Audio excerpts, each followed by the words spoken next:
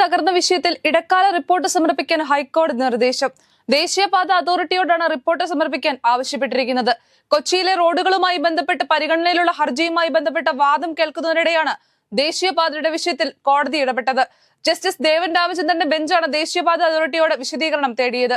ദേശീയപാത തകർന്നതിൽ എന്താണ് സംഭവിച്ചത്, എന്തൊക്കെയാണ് പരിഹാര മാർഗങ്ങൾ, എന്തൊക്കെയാണ് നിലവിൽ ചെയ്തത് തുടങ്ങിയ കാര്യങ്ങളിലാണ് റിപ്പോർട്ട് ആവശ്യപ്പെട്ടത്. കുറഞ്ഞത് 10 ദിവസത്തെ സാവകാശം റിപ്പോർട്ട് നൽകാൻ ദേശീയപാത അതോറിറ്റി ആവശ്യപ്പെട്ടിട്ടുണ്ട്. സംസ്ഥാന സർക്കാരിന്റെ വാർഷികാഘോഷത്തിന് ഇന്ന് തിരുവനന്തപുരത്ത് സമാപനം. റാലിയോടുകൂടി വൈകിട്ട് പുത്തരിക്കണ്ടം മൈതാനത്താണ് സമാപനം. പൊതുസമ്മേളനത്തിൽ സർക്കാരിന്റെ പ്രോഗ്രസ് റിപ്പോർട്ട് പുറത്തിറങ്ങും. മുഖ്യമന്ത്രിയുടെ അധ്യക്ഷതയിൽ ജില്ലാതല അവലോകന യോഗവും ഇന്ന് ചേരും. രണ്ടാം പിണറായി വിജയൻ സർക്കാരിന്റെ 4ാം വാർഷികാഘോഷ പരിപാടികളാണ് ഇന്ന് സമാപിക്കുന്നത്. ഏപ്രിൽ 21-ന് കാസർഗോഡ് നിന്നും ആരംഭിച്ച പരിപാടികളാണ് 13 ജില്ലയിലെ പര്യടനം പൂർത്തിയാക്കി തിരുവനന്തപുരത്ത് സമാപിക്കുന്നത്. 3.5 വയസ്സുകാരിയായ കുഞ്ഞിനെ പുഴയിലെറിഞ്ഞു കൊലപ്പെടുത്തിയ കേസിൽ തെളിവെടുപ്പ് നടത്തി. പ്രതിയായ അമ്മയെ മൂഴക്കുളം പാലത്തിൽ എത്തിച്ചാണ് പോലീസ് തെളിവെടുപ്പ് നടത്തിയത്. പാലത്തിന്റെ മധ്യഭാഗത്ത് എത്തുന്നതിന് മുൻപ് ഇവിടെ വെച്ചാണ് മകളെ പുഴയിലേക്ക് എറിഞ്ഞതെന്ന് പോലീസിനോട് അമ്മ പറഞ്ഞു. പ്രതിയുടെ മുഖം കാണിക്കണമെന്ന് പ്രദേശവാസികളുടെ ആക്രോശത്തിനിടെയായിരുന്നു പോലീസ് തെളിവെടുപ്പ്. അറസ്റ്റിലായ അമ്മയെ ചോദ്യം ചെയ്തെങ്കിലും എന്തിനാണ് മകളെ കൊലപ്പെടുത്തിയതെന്ന കാര്യത്തിൽ കൃത്യമായ മറുപടി ലഭിച്ചിട്ടില്ല. ഭർത്തൃവീട്ടിൽ താൻ നിരന്തരം ഒറ്റപ്പെടൽ അനുഭവിച്ചിരുന്നതായി യുവതി ചോദ്യം ചെയ്യലിൽ പോലീസിനോട് പറഞ്ഞു. മക്കളെ പോലും തന്നിൽ നിന്ന് അകറ്റി നിർത്തി. ഇത് വലിയ മാനസിക സമ്മർദ്ദം ഉണ്ടാക്കിയെന്ന് യുവതി പോലീസിനോട് പറഞ്ഞതായാണ് വിവരം. അപകടം ഒഴിവാക്കാൻ വ്യോമ അതിർത്തി കടക്കാനുള്ള ഇൻഡിഗോ പൈലറ്റിന്റെ അഭ്യർത്ഥന നിരസിച്ചു പാകിസ്ഥാൻ.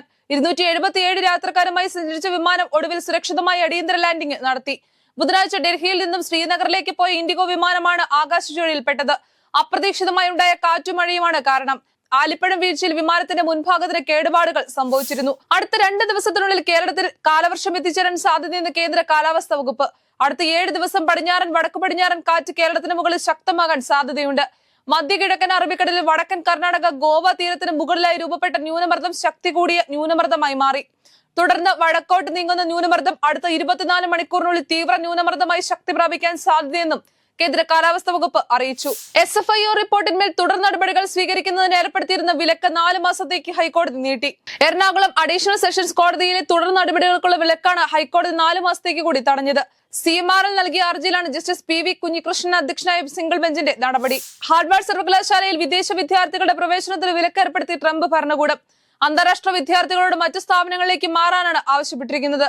അമേരിക്കയിലെ അവരുടെ നിയമപരമായ വിദ്യാർത്ഥി പദവി നഷ്ടപ്പെടുമെന്നാണ് മുന്നറിയിപ്പ്.